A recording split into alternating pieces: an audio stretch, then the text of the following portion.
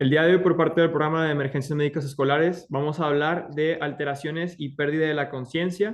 Es importante mencionar que hay diferentes eventos o condiciones neurológicas que suelen suceder en ambientes escolares. Entre los más comunes podemos encontrar dolor de cabeza, golpes a la cabeza, mareo, desmayos y convulsiones. Es importante que hablemos de cada uno de estos y que sepamos distinguir señales de alarma. El primer evento que vamos a tocar el día de hoy, del que vamos a hablar el día de hoy, pues es el típico dolor de cabeza o la cefalea. El dolor de cabeza es uno de estos síntomas neurológicos pues, más frecuentes que se ven, por así decirlo, en el día a día y se dividen en primarias y secundarias. Se dice que una cefalea o un dolor de cabeza es primario cuando no existe, por así decirlo, alguna otra enfermedad o condición que propicie como tal el dolor de cabeza. Si una cefalea es secundaria, esto quiere decir que hay alguna otra condición, como una infección, por ejemplo, que esté propiciando como tal el dolor de cabeza. Existen diferentes señales de alarmas que es importante que sepamos para distinguir cuando el dolor de cabeza pues, es por una causa que puede poner en riesgo la vida de la persona, como por ejemplo que sean progresivamente frecuentes o graves en un periodo de 3 meses.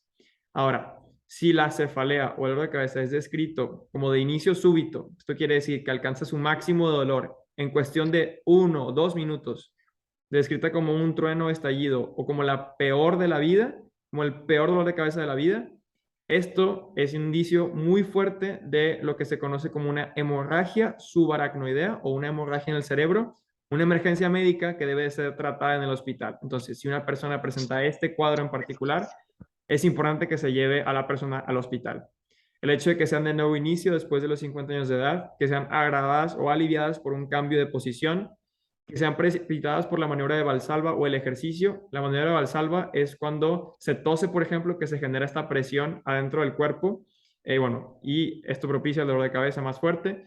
Síntomas vinculados de fiebre, sudores nocturnos o disminución de peso pueden hablar de una infección en presencia de cáncer, infección por VIH o embarazo ante un traumatismo reciente de la cabeza, de los cuales vamos a hablar a continuación, con un cambio del patrón respecto de crisis previas. Esto quiere decir que la persona ya había experimentado cierto dolor de cabeza en particular, que ya tenía bien medido, por así decirlo, y de un día para otro cambió por completo el tipo de dolor de cabeza. Esto es una señal de alarma.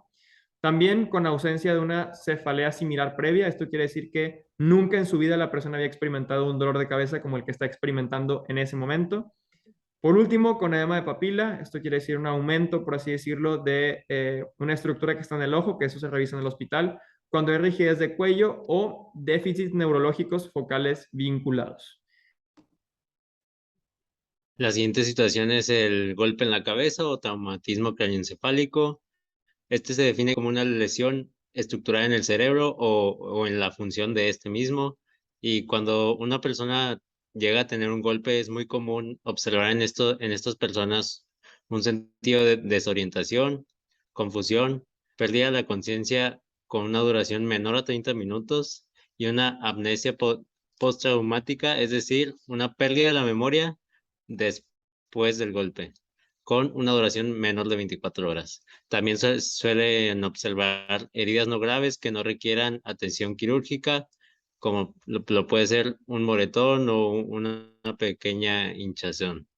Ahora, los señales de alarma que nos indican que hay que acudir a emergencias son las fracturas de cráneo, el deterioro neurológico que va empeorando como pasa el tiempo, los vómitos repetidos y las convulsiones son indicativos de un traumatismo ya más agraviado, más grave y una hemorragia intracraneal.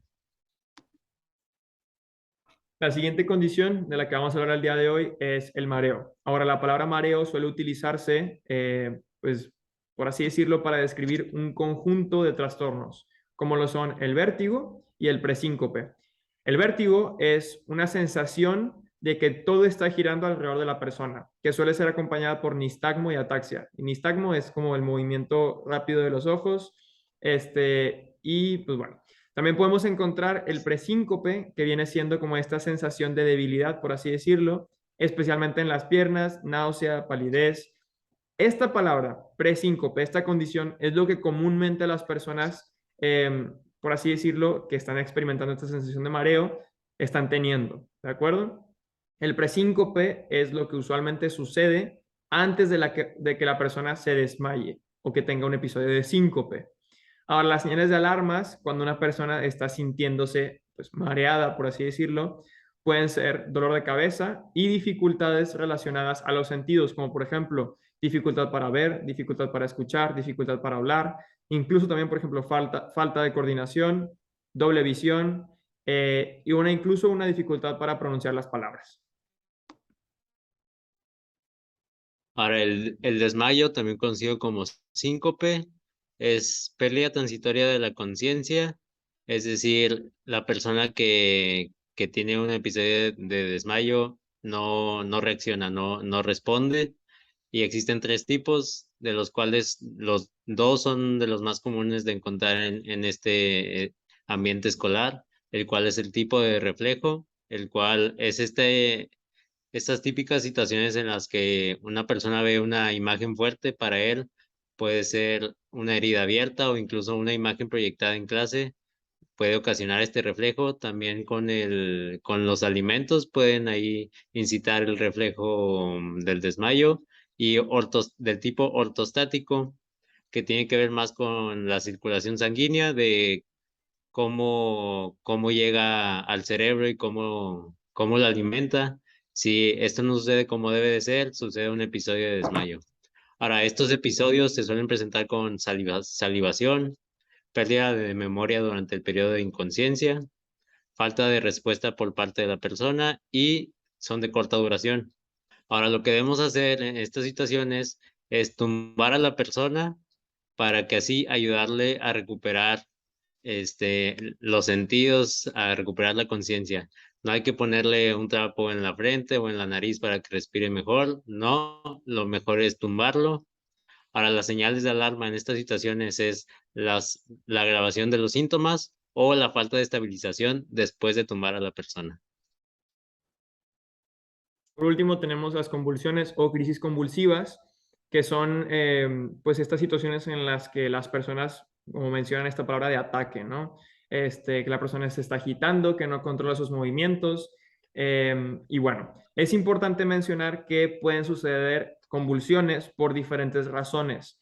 Las que reconocemos que suelen suceder pues más en un ambiente escolar, por ejemplo, pues son los golpes a la cabeza, ¿no? Los traumatismos cráneoencefálicos.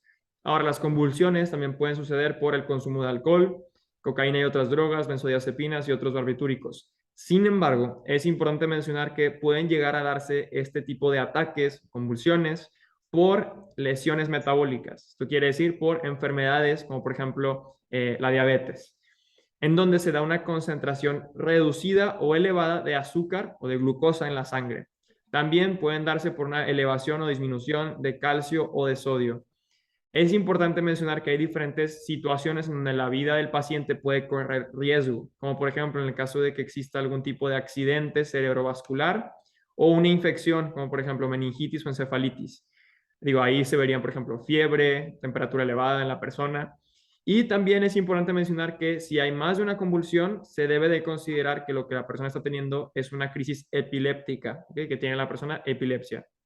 Algunas señales de alarma pueden ser que las crisis sean de larga duración o sean repetidas, que la persona tenga taquicardia, igual que la persona tenga midriasis. La midriasis es cuando la pupila de la persona está muy, muy abierta, que ambas pupilas estén muy abiertas. Y también cambio o pérdida del sentido del olfato o del gusto, ¿de acuerdo? Por último, es importante mencionar que se debe tener cuidado con la lengua, ya que puede ser mordida involuntariamente. Para esto se pone a la persona, por así decirlo, de lado eh, y no se le sujeta muy fuerte, ¿de acuerdo? No se intenta como detener a la persona, simplemente se le ayuda, se le acomoda una posición donde tenga menos probabilidad de lastimar a sí misma. Estas fueron las condiciones que vimos el día de hoy.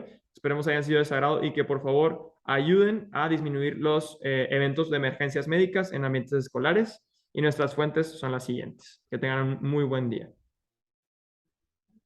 Muchas gracias.